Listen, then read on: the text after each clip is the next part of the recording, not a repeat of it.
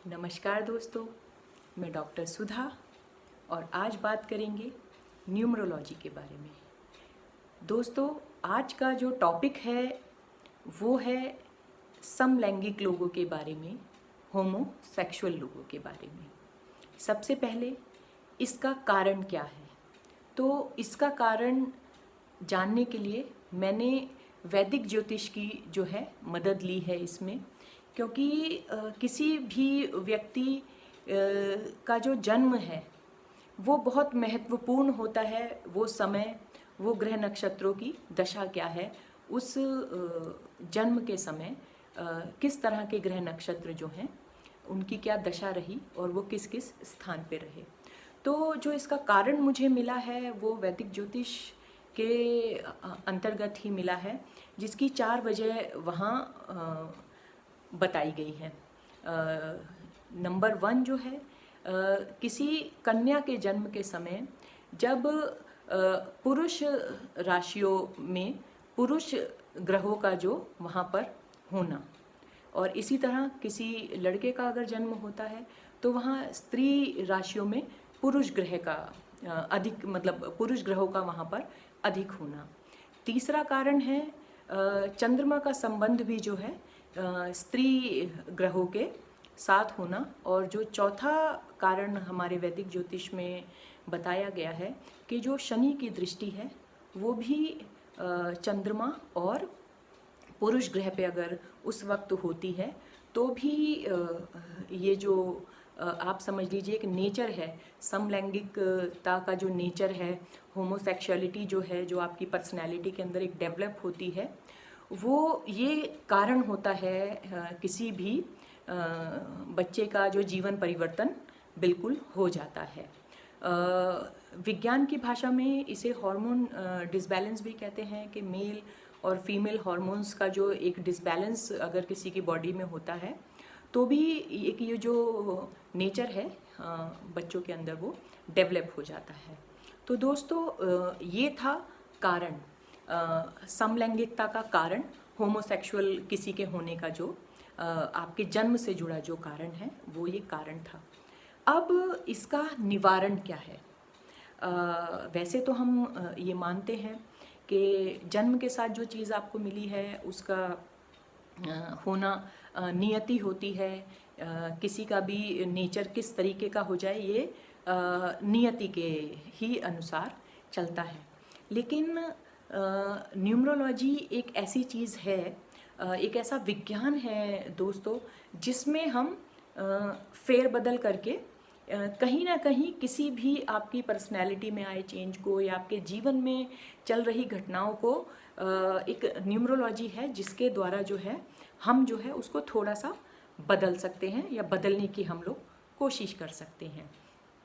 अब बात करते हैं न्यूमरोलॉजी की कि किस तरह इस चीज़ को हम सुधार सकने का एक प्रयास जो है आपके जन्म के साथ ही कर सकते हैं।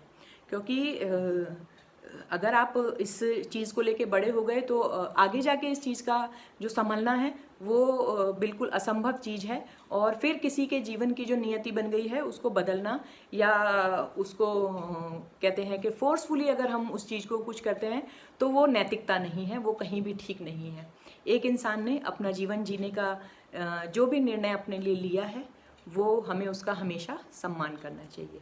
लेकिन हाँ, अगर जन्म के साथ हमें इस बात का पता चल जाता है कि हमारा जो बच्चा है वो आगे चल के ऐसा हो सकता है, जो बच्चा है छोटा है वो तो बिल्कुल कच्ची मिट्टी है, आप उसको जैसा ढालेंगे वैसा ढल जाएगा। तो दोस्तों, इसका जो निवारण है एक बहुत छोटा सा है कि अगर लड़की है, आप जन्म का मूलांक नहीं बदल सकते, आप भाग्यांक नहीं बदल सकते। अगर न्यूमरोलॉजी के द्वारा हम कुछ बदल सकते हैं तो वो है आपके नाम का जो हमारा टोटल आता है वो हम क्योंकि हम बच्चे का नाम खुद रखते हैं, हम बच्चे को नाम खुद देते हैं। तो एक छोटा सा डिफरेंस मैं आपको बताऊंगी कि अगर बेटी हुई है, अगर वो कन्या है और वो इस तरीके की दशा में उसका जन्म हुआ है तो आप उसका नाम वो रख सकते हैं जिसका जोड़ 2 या 6 आए, क्योंकि 2 और 6 जो है 2 जो है चंद्रमा का द्योतक है और 6 जो है शुक्र का द्योतक है।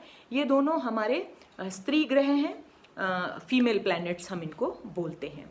और अगर किसी लड़के का जन्म ऐसी परिस्थिति में होता है तो हम उसका ऐसा नाम रख सकते हैं जिसका जोड़ जो है 1, 3 या 9 आए, क्योंकि 1 सूर्य का द्योतक है, 3 बृहस्पति का द्योतक है, 9 जो है वो मंगल का द्योतक है और ये तीनों के तीनों ग्रह जो हैं वो पुरुष ग्रह हैं। तो अगर हम ऐसे किसी बच्चे का नाम और स्त्री और पुरुष ग्रह देख कर रखें कि उनके जो नाम का जोड़ है, लड़की के नाम का जोड़ 2 या 6 होना चाहिए, लड़के के नाम का जोड़ 1, 3 या 9 होना चाहिए, क्योंकि ये कहा ही नहीं जाता, ये माना जाता है कि जो नाम बच्चे का पुकारा जाता है और उस नाम के का जो जोड़ है वो जिस ग्रह से रिलेट करता है उसका असर आपके जीवन पर होता है, क्योंकि हर शब्द की अपनी वाइब्रेशन होती है और जो नाम पुकारा जाता है उस नाम का आपके जीवन पे बहुत इफ़ेक्ट पड़ता है।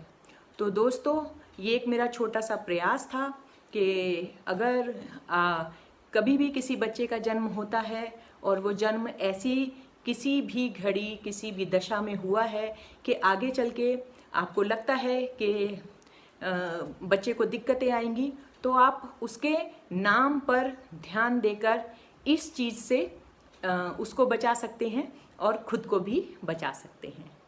तो दोस्तों, आज का मेरा वीडियो आपको कैसा लगा मुझे कमेंट करके ज़रूर बताइए।